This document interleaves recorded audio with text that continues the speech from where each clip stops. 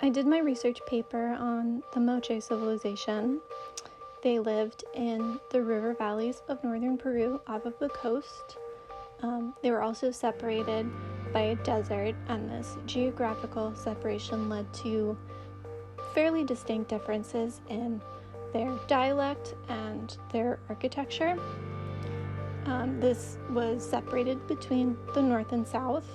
The north was more smaller states or city-states, and then the south was a more unified, cohesive unit. They were primarily agricultural, and they worked with pretty advanced irrigation systems. They also supplemented their food with fishing and hunting a little bit, but not as much. Despite the fact that they were a highly stratified state-level society and very advanced for their time, they didn't have a written language, or interestingly, they didn't seem to have a currency-based economy, but the fact that there's no written record makes our understanding of the culture as a whole a little bit limited. Much of their timeline has been pieced together based on distinct phases of their ceramic work. Although their ceramics are very beautiful, I actually decided to focus my attention on their metalwork. The most common technique for their metalwork, especially in decorative items, where pieces would be made of hammered sheet metal, and they were generally made in multiple parts and then mechanically assembled together with tabs and slots that fit together.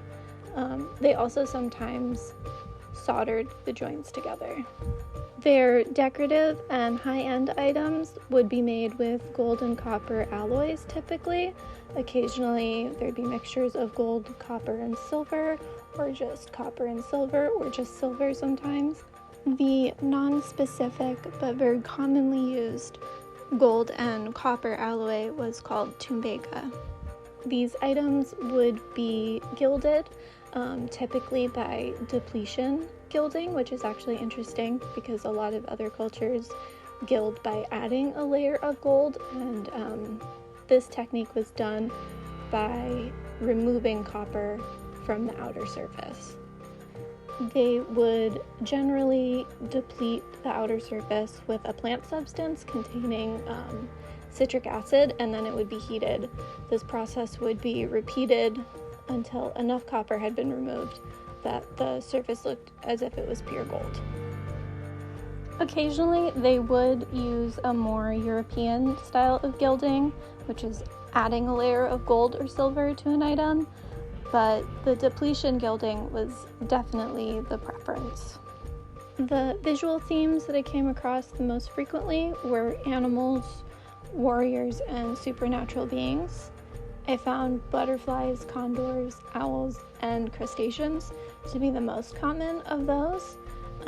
There's also a really strong sense of movement in all these compositions, and the theme of silver and gold together is also very common. The most common metalwork items that I found were jewelry, especially ear flares and nose ornaments, sometimes necklaces, but I only saw one or two. They also have small figurines and these really interesting decorative discs. It's unclear exactly what context these discs were used in, but I saw in a description of the butterfly disc and the owl disc at the Met that they probably served as ceremonial and were in ritual performances. They also might have been attached to textile banners or wooden supports, and probably not for any kind of strenuous activity like being put on a shield for battle or anything, because they're so fine and there's only 2 holes used for support attachment, so it would have to be very delicately carried around. I think the owl and butterfly discs are really great examples of this art style and this art tradition. They're both built in such a way that they're not fully attached to the back disc. So when the disc is moved, their wings flap or their whole body moves a little bit, and they would move probably in sequence with those little dangly round decorations hung all around them. And the butterfly nose ornament from the Chicago Art Institute is a really good example of the theme of gold and silver being used together in the same piece.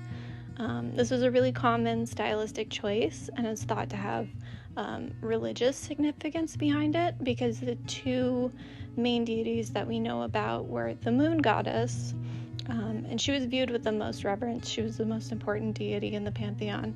And then a very close second was their sky god or sun god, and he created life.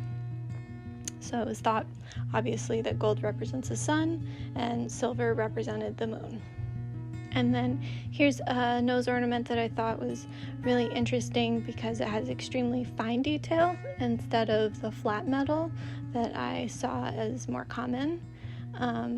There's a really great variety of these nose ornaments, and it seems to me that they were most likely very personal items to the person who wore them.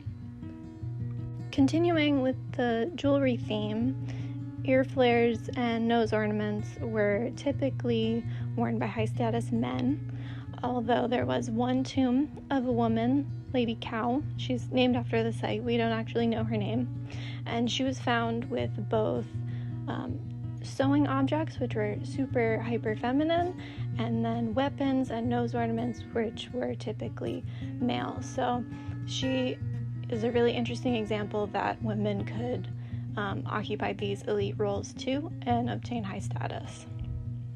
I think maybe the most iconic image of Moche MetalWork are these two ear flares. They depict winged runners, and they're wearing the same outfit as the warrior class. It's not completely clear if this depiction is of supernatural beings or humans in masks. In the literature I was reading, people are leaning towards their supernatural beings. The inlay is made of turquoise shell, mother of pearl, and I think sodalite, and the ear spool on the back is quite large, and so is the front display, so this item is very heavy, and it's thought that it was probably not worn every day. There were more utilitarian items that were made with metalwork, like knives, different tools, but they degrade pretty significantly over time, especially in a damp climate. So a lot of those are very corroded, and there weren't many great examples that I could include. If you're interested in more information, I've included all of my sources in the description below.